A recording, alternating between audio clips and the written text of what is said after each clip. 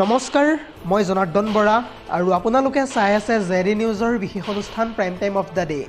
আজিৰ দিনটোৰ প্ৰথমটো খবৰেই হৈছে এটা বহুতেই বেছি গুৰুত্বপূৰ্ণ খবৰ। পুনৰবাৰ মুখ্যমন্ত্ৰী হিমন্ত বিশ্ব শৰ্মাই পশ্চিমবংগৰ মাটিৰ পৰাই মমতা বেনাৰ্জীক উদ্দেশ্যি কেইবাটাও গুৰুত্বপূৰ্ণ মন্তব্য কৰা দেখিবলৈ পোৱা গৈছে। মুখ্যমন্ত্ৰীগৰাকীয়ে এই সন্দৰ্ভত কি কৈছে বিতংভাৱে সবিশেষ তথ্য চাওঁ আহক। পুনৰ জনাইছোঁ, পশ্চিমবংগত পুনৰবাৰ ডক্টৰ হিমন্ত বিশ্ব শৰ্মাৰ গৰ্জন। মমতাৰ বাবেহে পশ্চিমবংগত সম্ভৱ হৈছে বাবৰি মছজিদ। বৰ্তমান সময়ত অসমত এনে দুঃসাহস কৰিব পৰা কোনোৱে নাই। পশ্চিমবংগত বাবৰি মছজিদ নহয়, হ'ব লাগে কেৱল মাথো ৰাম আৰু কৃষ্ণৰ মন্দিৰহে। বাবৰি মছজিদ নিৰ্মাণ কৰিবলৈ বংগক আৰু পৈতৃক সম্পত্তি নহয়, অৰ্থাৎ পশ্চিমবংগক আৰু বাপেকৰ সম্পত্তি নহয়। এয়া হৈছে ৰবীন্দ্ৰনাথ ঠাকুৰৰ দেশ। ৰবীন্দ্ৰনাথ ঠাকুৰৰ পবিত্ৰ ভূমিত বিদেশী আক্ৰমণকাৰী বাবৰৰ কোনো স্থান নাই। লগতে উত্তৰ প্ৰদেশত এতিয়া কোনোবাই বাবৰি মছজিদৰ কথা ক'বলৈ সাহস কৰিব নেকি? আৰু আমাৰ অসমত যদিহে কোনোবাই সাম্প্ৰদায়িক মন্তব্য কৰে তেন্তে তেওঁক পোনপ্ৰথমে পঠিয়াই দিয়া হয় জেললৈ। অসমত বিজেপি চৰকাৰ থকাৰ বাবে কোনোবাই এনে মন্তব্য কৰিবলৈকো এতিয়া সাহস নকৰে। বাংলাদেশী মুছলমানে হিন্দুৰ অস্তিত্ব নাইকিয়া কৰিবলৈ ৰচিছে এক ভয়ংকৰ ষড়যন্ত্ৰ। হিন্দু সংস্কৃতি ৰক্ষাৰ বাবে প্ৰতিটো বাংলাদেশীক ভাৰতৰ পৰাই খেদি পঠিয়াব লাগে। পশ্চিমবংগৰ মাটিত থিয় হৈ পুনৰবাৰ এনেদৰে বিৰোধীক তোলাধুনা প্ৰদান কৰিছে মুখ্যমন্ত্ৰী হিমন্ত বিশ্ব শৰ্মাই। আজিৰ আমাৰ পৰৱৰ্তী খবৰটো হৈছে আন এটা বহুতেই বেছি গুৰুত্বপূৰ্ণ খবৰ, কিয়নো চিৰাঙৰ ৰুণিখাটা ফৰেষ্ট ৰেঞ্জ অফিচত ইতিমধ্যে সৃষ্টি হৈছে উত্তপ্ত পৰিস্থিতি। চিৰাঙৰ স্থানীয় ৰাইজ আৰু বন বিভাগৰ মাজত দেখিবলৈ পোৱা গৈছে তীব্ৰ সংঘাত। কি কাৰণে এনে পৰিস্থিতিৰ সৃষ্টি হৈছে ফুল স্ক্ৰীনৰ জৰিয়তে জনাই যাম সবিশেষ। পুনৰ জনাইছোঁ, চিৰাঙৰ ৰুণিখাটা ফৰেষ্ট ৰেঞ্জ অফিচত ইতিমধ্যে সৃষ্টি হৈছে উত্তপ্ত পৰিস্থিতি। চিৰাঙত বন বিভাগ আৰু স্থানীয় ৰাইজৰ মাজত দেখিবলৈ পোৱা গৈছে তীব্ৰ সংঘাত। ৰুণিখাটা ফৰেষ্ট ৰেঞ্জ অফিচ ইতিমধ্যে ঘেৰাও কৰিছে শ শ মহিলাই। বনাঞ্চল দখলৰ অভিযোগত আটক হোৱা ব্যক্তিক মুক্তিৰ দাবীৰে সাব্যস্ত কৰা হৈছে উত্তাল প্ৰতিবাদ। ৰেঞ্জ অফিচৰ সন্মুখত মহিলা প্ৰতিবাদকাৰীৰ দেখিবলৈ পোৱা গৈছে উত্তাল বিক্ষোভ। আৰু বন বিভাগৰ হতাহতিত আঘাতপ্ৰাপ্ত হৈছে দুগৰাকীকৈ মহিলা। আৰু তাৰ পাছতেই পৰিস্থিতি অধিক অৱনতি ঘটিছে বুলি জানিব পৰা গৈছে।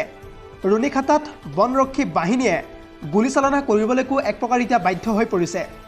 আৰু একাংশ প্ৰতিবাদকাৰীৰ শিলগুটি বৰ্ষণত মূৰত আঘাতপ্ৰাপ্ত হৈছে আৰক্ষী জোৱান। আৰু তাৰ পাছতেই আৰক্ষীৰ গুলীচালনা আৰু লাঠিচালনাত কেইবাগৰাকীও মহিলা আহত হৈছে বুলি জানিব পৰা গৈছে। ৰুণিখাটাত এক প্ৰকাৰ ক'বলৈ গ'লে আৰক্ষী আৰু জনতাৰ মাজত সৃষ্টি হৈছে মুখামুখি সংঘৰ্ষ। ভাৰত আৰু ভূটান সীমান্তত ইতিমধ্যে মোতায়েন কৰা হৈছে অতিৰিক্ত নিৰাপত্তা বাহিনী। আজিৰ আমাৰ পৰৱৰ্তী খবৰটো হৈছে আন এটা বহুতেই বেছি গুৰুত্বপূৰ্ণ খবৰ, কিয়নো ৰাজ্যত অকণমানো হোৱা নাই ইন্ধনৰ সংকট। কোনো দুষ্ট চক্ৰই ইন্ধনৰ দাম বৃদ্ধি কৰিবৰ কাৰণে এনে ভুৱা প্ৰচাৰ চলাই আছে বুলি ইতিমধ্যে IOCL গ্ৰহণ কৰিছে কঠোৰ পদক্ষেপ। আৰু এই সন্দৰ্ভত সবিশেষ তথ্য চাওঁ আহক। পুনৰ জনাইছোঁ, ৰাজ্যত হোৱা নাই ইন্ধনৰ সংকট। কলা বজাৰ ৰোধিবলৈ IOCL ইতিমধ্যে গ্ৰহণ কৰিছে কঠোৰ পদক্ষেপ। বৰ্তমান সময় পৰ্যন্ত ঘৰুৱা চিলিণ্ডাৰ যোগানত হোৱা নাই অকণমানো অসুবিধা। নিয়মীয়াভাৱে চলি আছে ৰাজ্যৰ 4টা শোধনাগাৰৰ পৰা ইন্ধনৰ উৎপাদন আৰু যোগান প্ৰক্ৰিয়া। ইন্ধন যোগানৰ ক্ষেত্ৰত বৰ্তমানেও কোনো ধৰণৰ সমস্যাই হোৱা নাই অসমত, বৰঞ্চ বহিৰাজ্যলৈকো নিয়মীয়াভাৱে পঠিওৱা হৈছে ইন্ধন। ৰাজ্যৰ 9.3 মিলিয়ন গ্ৰাহকক IOCL ইতিমধ্যে প্ৰদান কৰিয়ে আছে নিয়মীয়াভাৱে ইন্ধন সেৱা। প্ৰায় 84% গ্ৰাহকে ব্যৱহাৰ কৰিছে ইতিমধ্যে ডিজিটেল পদ্ধতি। চিলিণ্ডাৰৰ অনিয়মীয়া যোগান আৰু বেছি দামত বিক্ৰী কৰাৰ বিৰুদ্ধে চলিছে ইতিমধ্যে সমগ্ৰ দেশজুৰি তীব্ৰ অভিযান। ইতিমধ্যে চিলিণ্ডাৰ যোগানত অনিয়ম কৰাৰ বাবে প্ৰায় 88টা ডিষ্ট্ৰিবিউটৰক চৌকছ জাননী জাৰি কৰিছে IOCLৰ তৰফৰ পৰা। তথ্য অনুসৰি কেইটামান মুহূৰ্তৰ পূৰ্বে নিলম্বন কৰা হৈছে 6টাকৈ ডিষ্ট্ৰিবিউটৰক। ইন্ধনৰ কলা বজাৰ ৰোধিবলৈ সমগ্ৰ ৰাজ্যজুৰি প্ৰায় 319টা বিশেষ অনুসন্ধান সম্পন্ন কৰা হৈছে।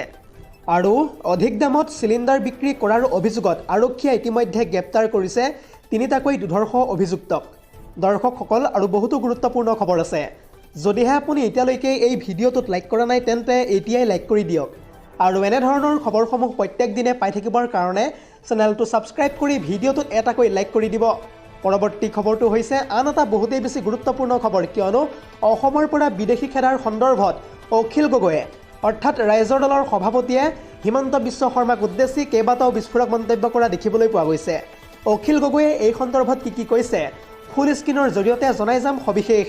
পুনৰ জনাইছোঁ, বিজেপিয়ে বিদেশী খেদিবলৈ প্ৰায় আৰু 21,000 বছৰ লাগিব। 2016ৰ পৰা 2021 চনলৈকে অমিত শ্বাহে গণি গণি বিদেশী খেদাৰ কথা ক'লে আৰু 2026ত পুনৰ বিদেশী খেদাৰ নামত 5 বছৰ বিচাৰিছে এতিয়া বিজেপিয়ে। 10 বছৰত বিজেপিয়ে ইতিমধ্যে খেদিছে 1686জনকৈ বিদেশীক আৰু সেই হিচাপত বিজেপিয়ে অসমত প্ৰায় 21,000 বছৰ শাসন কৰিলেহে খেদিব পাৰিব সকলো বিদেশীক। 21,000 বছৰ মানে অনন্ত কাললৈ হিমন্ত বিশ্ব শৰ্মাক শাসনভাৰ এৰি দিব লাগিব। হিমন্ত বিশ্ব শৰ্মাৰ ল'ৰা ছোৱালী আৰু নাতিক শাসনভাৰ গতাই দিব লাগিব বুলিও এতিয়া এক প্ৰকাৰ কটাক্ষ কৰিছে ৰাইজৰ দলৰ সভাপতি অখিল গগৈয়ে। অখিলে ইয়াৰ উপৰিও কৈছে যে বিজেপিৰ বিদেশী খেদা কথাবোৰ সম্পূৰ্ণ মিছা, কোনো চেষ্টাই কৰা নাই বৰ্তমান সময়লৈকে। নিৰ্বাচনত ভোট ল'বলৈহে বিদেশীক ইছ্যু বনাইছে বিজেপিয়ে। বিজেপি চৰকাৰৰ দিনত বিদেশী কোনোপধ্যে নাযায়। সঁচাকৈ যদি বিদেশী মুক্ত অসম এখন বিচাৰে তেন্তে আমাৰ দৰে খিলঞ্জীয়া মানুহৰ হাতত শাসনভাৰ এৰি দিয়ক। 5 বছৰ মোৰ হাতত শাসন দি চাওক, কেইটা বাংলাদেশী অসমত থাকে মই চাম।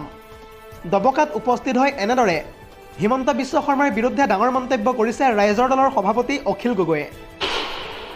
আজিৰ আমাৰ পৰৱৰ্তী খবৰটো হৈছে আন এটা বহুতেই বেছি গুৰুত্বপূৰ্ণ খবৰ, কিয়নো দেশৰ সৰ্বোচ্চ ন্যায়ালয়ে পশ্চিমবংগত ভোটাধিকাৰ সাব্যস্ত কৰাৰ ক্ষেত্ৰত কেইবাটাও ডাঙৰ ঘোষণা কৰা দেখিবলৈ পোৱা গৈছে। সৰ্বোচ্চ ন্যায়ালয়ৰ ফালৰ পৰা এই সন্দৰ্ভত কি মন্তব্য কৰা হৈছে সবিশেষ তথ্য চাওঁ আহক। পুনৰ জনাইছোঁ, ভোট দিয়াৰ পৰা কোনো লোকেই পশ্চিমবংগত বঞ্চিত হ'ব নালাগে। সংবিধানৰ অনুচ্ছেদ 142 প্ৰয়োগ কৰি এই মন্তব্য কৰিছে দেশৰ সৰ্বোচ্চ ন্যায়ালয়ে। কোনো এজন প্ৰকৃত ভোটাৰ যাতে ভোট দিয়াৰ পৰা বঞ্চিত নহয়। পশ্চিমবংগত ইতিমধ্যে প্ৰায় 34 লাখ লোকৰ নাম কটা যোৱাৰ পিছতে এই ভাষ্য প্ৰদান কৰিছে সুপ্ৰিম কোৰ্টে। হয়তো স্পেচিয়েল ট্ৰিবিউনেলে আহি থকা 21 এপ্ৰিল তাৰিখৰ ভিতৰত চূড়ান্ত সিদ্ধান্ত গ্ৰহণ কৰিব আৰু তেওঁলোকে প্ৰকৃততে ভোট দিব পাৰিবনে নাই এই সন্দৰ্ভত ল'ব কঠোৰ সিদ্ধান্ত। লগতে ভোটদানৰ তাৰিখৰ পূৰ্বেই সিদ্ধান্ত দিয়াৰ বাবে ইতিমধ্যে কঠোৰ নিৰ্দেশ প্ৰদান কৰিছে সুপ্ৰিম কোৰ্টে। লগতে এনেকুৱা ভোটাৰক লৈ বিশেষ তালিকা প্ৰস্তুত কৰাৰ বাবে নিৰ্দেশ প্ৰদান কৰিছে দেশৰ সৰ্বোচ্চ ন্যায়ালয়ে।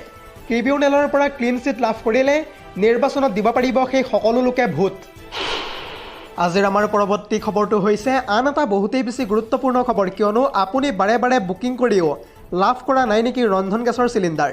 যদিহে ৰন্ধন গেছৰ চিলিণ্ডাৰৰ সুবিধা পোৱা নাই তেন্তে আপুনি চিন্তা নকৰিব, কাৰণ পূৰ্বৰ দৰে এতিয়া লগে লগে নাহে ডেলিভাৰী দিয়াৰ মেছেজ। বুকিং কৰাৰ বাবে ইয়াৰ উপৰিও ইতিমধ্যে মুকলি কৰা হৈছে IOCLৰ তৰফৰ পৰা দুটাকৈ বিশেষ ফোন নম্বৰ। গতিকে এই সন্দৰ্ভত চাই লওক ফুল স্ক্ৰীনৰ জৰিয়তে সবিশেষ। পুনৰ জনাইছোঁ, আপুনি বাৰু বাৰে বাৰে বুকিং কৰিও পোৱা নাই নেকি ৰন্ধন গেছৰ চিলিণ্ডাৰ। যদিহে পোৱা নাই তেন্তে চিন্তা নকৰিব, কাৰণ পূৰ্বৰ দৰে এতিয়া আৰু লগে লগে নাহে ডেলিভাৰী দিয়াৰ মেছেজ। বুকিং কৰাৰ বাবেও ইতিমধ্যে IOCLে মুকলি কৰিছে দুটাকৈ নতুন ফোন নম্বৰ। বুকিং নিশ্চিত হোৱাৰ পাছতহে আপোনালৈ এতিয়াৰে পৰা আহিব কনফাৰ্ম মেছেজ। ইয়াৰ পিছতহে এজেঞ্চিৰ পৰা ডেলিভাৰী দিয়াৰ বাবে আহিব দ্বিতীয়টো মেছেজ। চিলিণ্ডাৰ পোৱাৰ পিছতহে আপুনি শ্বেয়াৰ কৰিব লাগিব এতিয়াৰে পৰা DSC নম্বৰ। আৰু এই মেছেজ অহাৰ পিছতো যদি আপুনি চিলিণ্ডাৰ নাপায় তেন্তে দিব পাৰিব অভিযোগ। আৰু বুকিং কৰাৰ বাবে ইতিমধ্যে মুকলি কৰা হৈছে দুটাকৈ বিশেষ ফোন নম্বৰ 8927225667 আৰু দ্বিতীয় নম্বৰটো হৈছে 8391990070। IOCLৰ তৰফৰ পৰা এনেদৰে মুকলি কৰা হৈছে এই দুয়োটা নম্বৰ। মাত্ৰ আপুনি এই দুয়োটা নম্বৰৰ ভিতৰত যিকোনো এটাত মিছ কল দি বুক কৰিব পাৰিব gas cylinder. News desk report, ZD news.